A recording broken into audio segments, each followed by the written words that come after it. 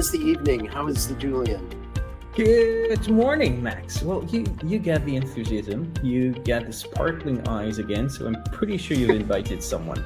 Tell me, what do you have today? I have, and not just anyone. I have Stacy Sherman.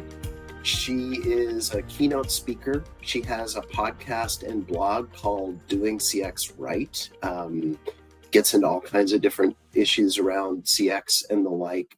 She invented what she calls the Heart and Sciences framework to accelerate loyalty. She's been in the real, and all of the stuff she does is grounded. She spent a lot of time in the real world, and kind of different from you and I. We've lived on the vendor side. She's actually been in the contact centers themselves at Verizon, AT&T, Schindler, and now she works at LiveOps, which is a large BPO, serves many different companies. So, Stacy, why don't you come on in and join us? Hey, welcome. Hello. Thank you. Hi. Hi, Stacy. Well, doing CX right sounds like something we need here. There must be a story behind it. How are you doing today? I'm doing great. And thank you for that lovely intro. I do want to mention that contact center, but also my background was sales and marketing, and I fell into CX and the customer service world. So it's been a mixture at those different companies. Yeah, there you go. I missed that. It's funny. My predecessor at Forrester used to always have the line, no one ever chooses to get into CX. But for a lot of us, once you get into it, you can never get out. It just gets so interesting, and there's so much to it.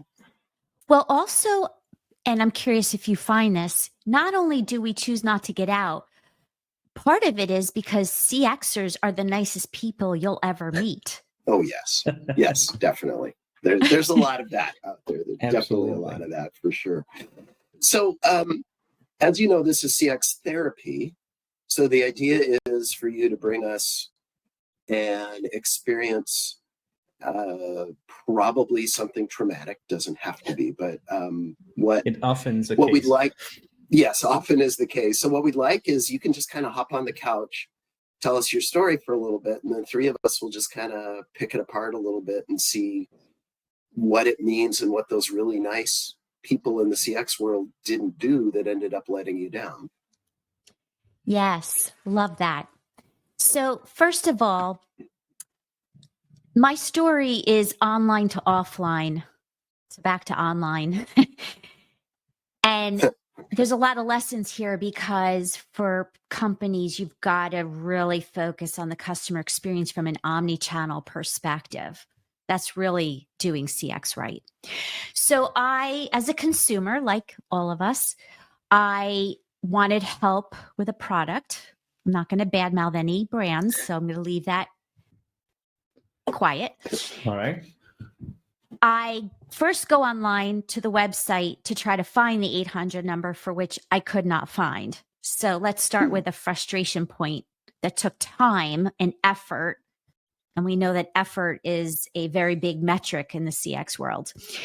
Anyway, I finally found it, and then I call the 800 number. And I'm asked for information from the IVR.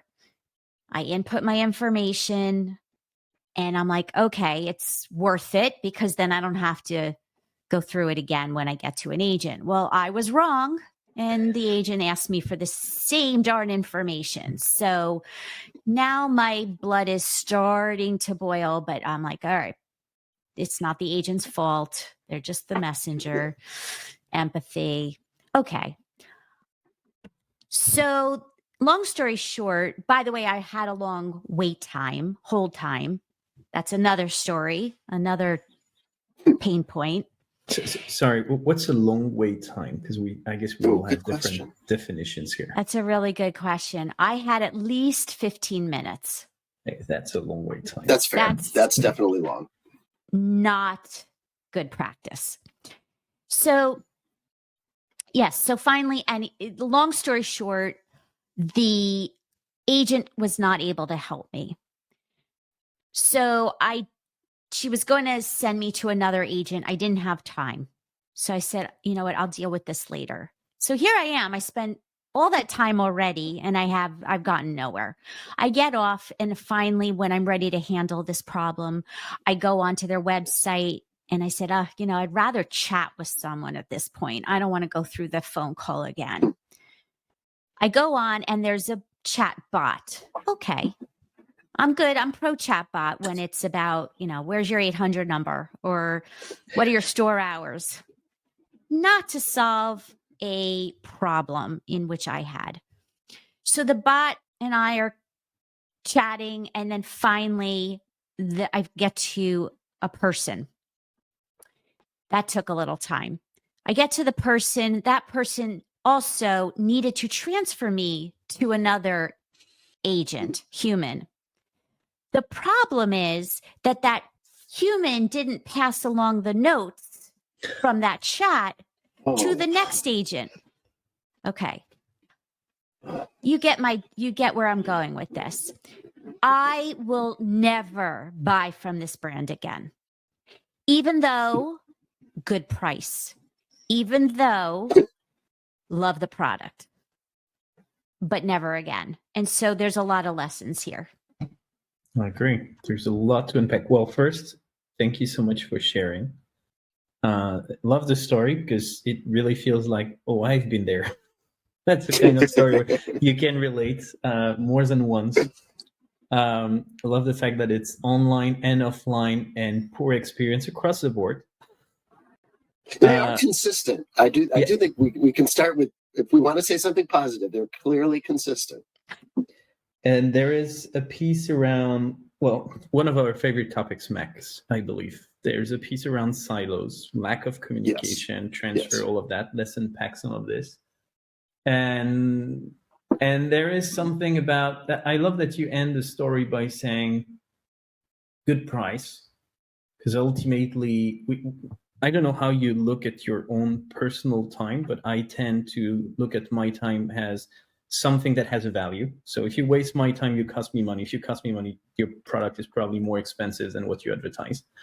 And then there is a last thing before we really do a deep dive. There is a last thing that I want to call out. You started the story mentioning that most brands nowadays, no, you didn't say it like this. You said efforts is something we really look into in the CX world, which I think that's something we should look into, but I'm afraid most brands don't realize that effort should really be one of their top metrics before NPS or anything else, because the effort score is definitely something that's telling you how painful your experience is or how good it could be. So thank you so much for sharing. Max, you want to jump in? Do you have a few questions before we unpack? Yeah, a couple thoughts, and I think I can run into questions. So it's Stacy, it's kind of funny. You took the opposite path Julien would have taken. Because Julien will go straight to chat. He is Mr. Digital. He's going to do that. And it sounds like, in all probability, he would have ended up having to call eventually, because it doesn't sound like. I mean, again, well, that's my. Did you ever get your issue fixed after getting to the second person and going through all that, or did you end up with it never even getting fixed? I gave up. I didn't fight. Oh my gosh! All right, so I gave up.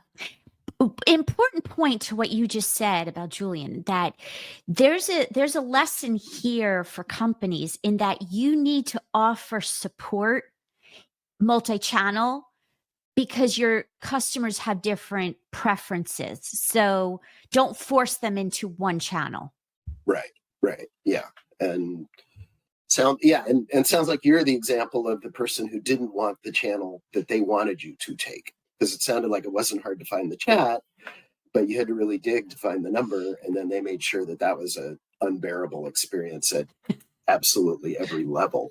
Actually, Max, just to add on that, I think what's even more interesting that first, we all have preferences. I'm digital first, for sure. You may be phone first, but there is also context that plays a big role, meaning maybe I'm digital first, but there might be a situation where I prefer the phone because it's urgent or it's too complex to explain over text. Or there might be a situation where you would be phone first, but it's noisy in the background or the signal is not great. So everyone, based on your preferences and the context, we have different channels, and you really have to get that omni-channel view of your customers and not stick to one that should be better than the others. But sorry, Max. Yeah, go ahead. You know what? No, please. What strikes me, I think the most powerful thing you said was, it was cheap, but I'm never going back. So that instantly put to me the lens of, okay, how are they financially cutting corners here? And clearly on the phone, you had long wait times. It was hard to get to an agent. They're at least at the moment you called, it was clearly understaffed. On the other hand, on the digital side, it sounds like you got to someone quickly and they were able to get you to someone else. I don't know whether it was a long process getting from one to the other, but there, the breakdown wasn't, we don't have enough bodies. We don't have, we're not spending on the resources. It was more the systems broke down and you didn't have it sounds like the escalation from the bot to the first tier agent was okay. But once you had to get beyond that, they didn't have the systems to handle that at all. Correct. So that's a big breakdown there. Well, I don't know. You didn't talk about the IVR because I'm pretty sure you had to go through an IVR. I doubt they put you in touch with and the chatbot is nothing more at this stage, considering the type of chatbot you're describing. It's nothing more than a fancy IVR, filtering people out to make sure not too many people end up with an agent. And it's only once you manage to trick the system that you get to an agent. So it's not necessarily that you don't have long queue. It could be because you have too many people giving up before they end up talking to a human being. Well, is he right with that? How was the chat experience in terms of that? Did you have to really fight to get to somebody, or? No, that was easy. The IVR, though, there's no excuse. If you're going to leverage technology, which I'm in favor of, do not have a human who has to repeat it. It should absolutely get to the agent's screen what I input. That's so okay. So no-brainer. I have a question for you. You very rightly said different people want different channels. You need to meet them in all the channels.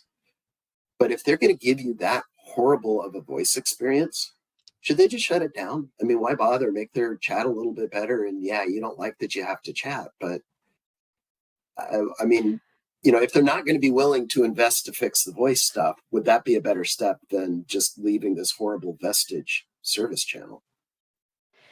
That's a great point. I think that being able to call an 800 number is table stakes. I worked at AT&T a gazillion years ago, and that was when 800 service was just beginning. So we're talking about this a long time. This should not, and I never should on anybody, but this should not be a topic. Chatbot, okay. AI technology, yes, right? That's new-ish.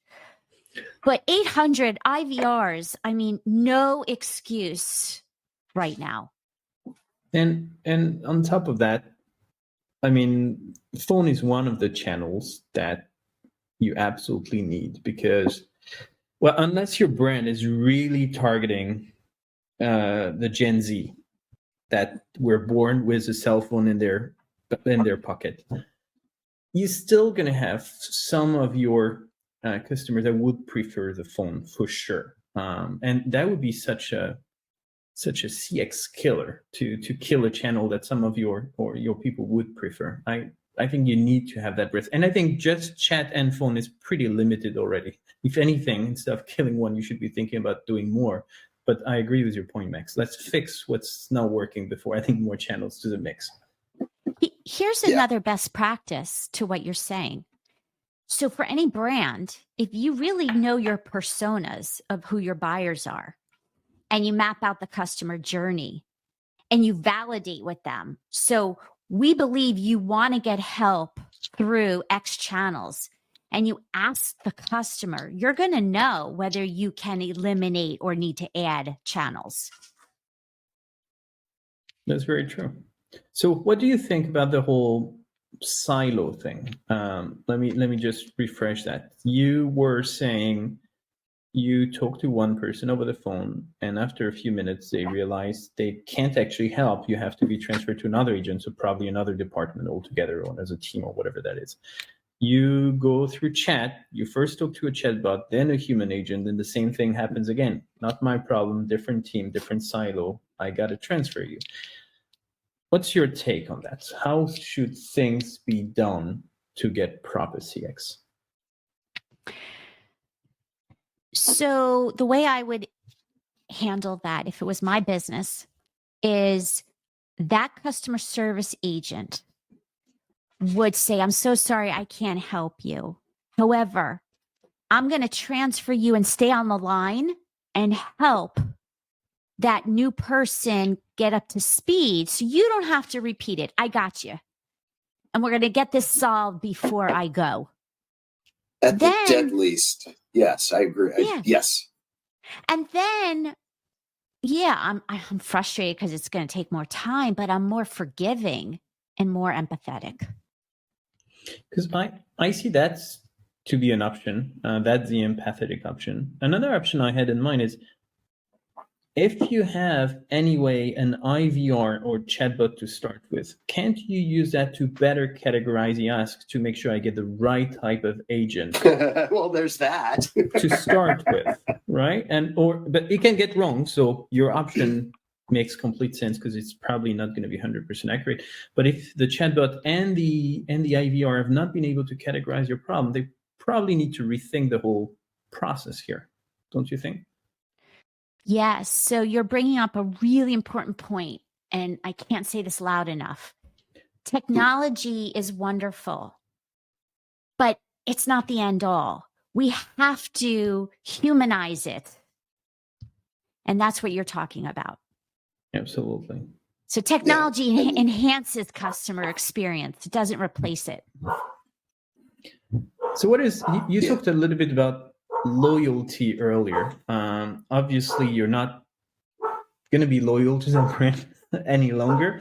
Do you think if they had done things slightly differently, that would have impacted your loyalty? Absolutely. Again, we're human. We make mistakes. Agents, are just the messenger. They're there to help as best possible. And I do have a lot more empathy for those agents, like the way I speak to them, because I understand their shoes. I, as a customer, I don't take it out on them, which a lot of people do. And I hope people listening to this understand you have to own your own CX too. Exactly. With that said, gosh, now I forgot your question. No, but actually what you're saying is interesting. Well, Max and I, we had, I believe, a couple of episodes where I think I was mostly me, Max, because I'm full of guilt. We had a couple of episodes where we talked about the customer experience, but not in terms of what the experience is for the customer, but in terms of what the company is suffering from bad customer behavior. There was the time he made a hotel manager cry.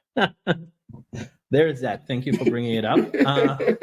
But that's true. We as customers have also some basics that we should get together. Ultimately, customer experience, we are paying with a customer. We are owed to have a good experience, but there are also some basic stuff we should be doing, and not taking it out on the poor agent that did not ask to be yelled at and can't actually do anything about it most of the time is one of the basics we should have in place as customers.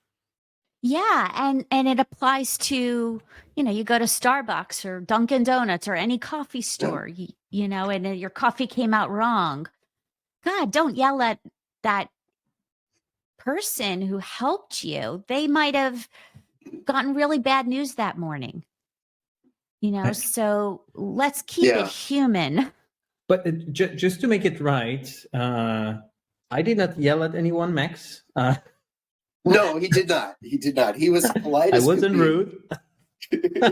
But that's an episode worth watching. I will post whatever number it is. But you also, sorry, when I am angry, I will say to the agent, I understand you're doing your job. And I understand you may not be empowered to solve this. I need you to know, though, I am so frustrated. So, I'll be angry and express it and drive that action. Sometimes I'll say, listen, I need a supervisor. We're not going anywhere. I really appreciate what you're trying to do. This reminds me of a situation I had where my dad worked for the phone company for 30 years. And when he was retired, towards the end of his life, I ended up managing his HR stuff, and I had to call the retirees HR support line at the phone company. And it was just a nightmare. It was literally hour-long queues. The people were amazing when you got them, but it was obviously just absurdly understaffed and this incredibly frustrating experience. And like I said, the people were golden. I had a very positive experience. And finally I just said, can I talk to your supervisor? And I talked to her, and I said, I understand the ROI of this team and why you guys are so ridiculously understaffed. And I know it's not your problem. Is there somebody I can advocate to? I will write an email. I will do whatever. And, I want to help you because I know it's out of your control too. It's somebody up 2 more levels. And she was very nice, but she was just like, no, you'll just get me in trouble if you do that. Don't do that. That's not going to help. And it was so sad. It was like, that's the little island of lost toys they lived on. I want to comment because you talked about the volume and enough staff. I want companies to also realize that, yes, it's butts in seats. You need enough people. You also need better talent. And we talk a lot about that at my workplace, which is you really need high quality people who are on those phones. They're the front line.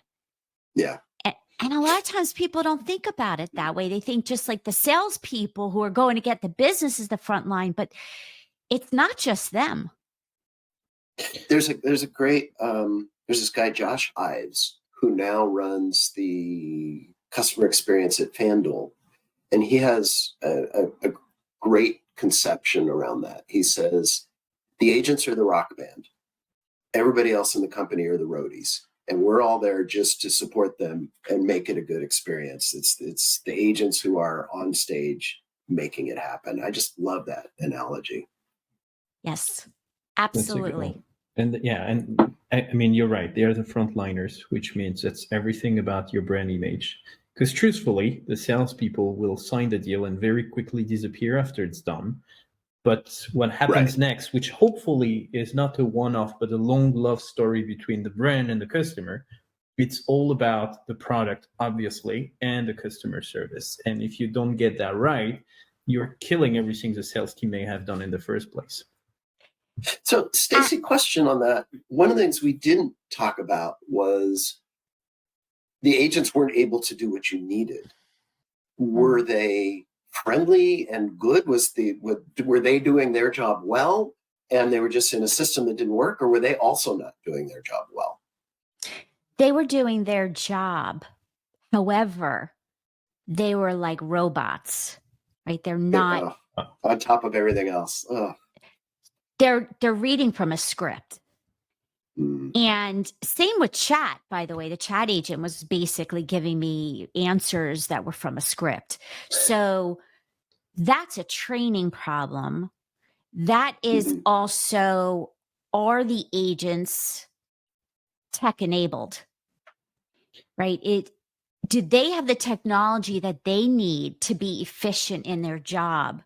Are they trying to listen to me and also write and also, do so many tasks at the same time where they can't even really listen? Right. Don't you don't you love it when you move from a machine chatbot to a human who behaves like a machine? Isn't it exactly what you were looking for? Again, they're consistent. Exactly. There is consistency. You owe them that. Well, do you at the very least feel slightly better sharing the scaring experience with us today? Does it make you feel any better? I love talking about what great looks like. And we also learn so much from what doing CX wrong looks like. I've even learned about leadership from the worst bosses, just as much as the great bosses. So the answer is yes. And I share your thoughts on this. I've learned a lot from some of my worst bosses, unfortunately. But that's pretty much how you grow. You grow through pain, right? No pain, no gain. So I guess there is another lesson for everyone here. Well, Stacy, thank you so much for spending some time with us today. Glad to hear that was a good experience for you. Definitely a great one for me. Max? Yeah, it was great. Stacy, I delivered as I expected. I really enjoyed the conversation, and I think there's, Julien said it right up front. There's a lot to unpack in the story. So thanks for bringing it, and I hope you never experience anything like that again. Even though we doubt that's true. It's definitely going to happen we'd be again. out of business as a podcast if that happened. But even in our workplace, right? We clearly know we have some job security because it's not going away. Yes. But we can improve. We are improving it, and that's our mission. So we that's what we do. Perfect. Well, awesome. Thank you so much, Stacy. Thank you, Max, for inviting such a valuable guest on the CX Therapy Couch this week. Stacy, hope to see you again soon. And Max, I will definitely see you again next week with a new story. Thank you both. Yet another round. And have a beautiful Thank you both. day. Good to chat. Appreciate it.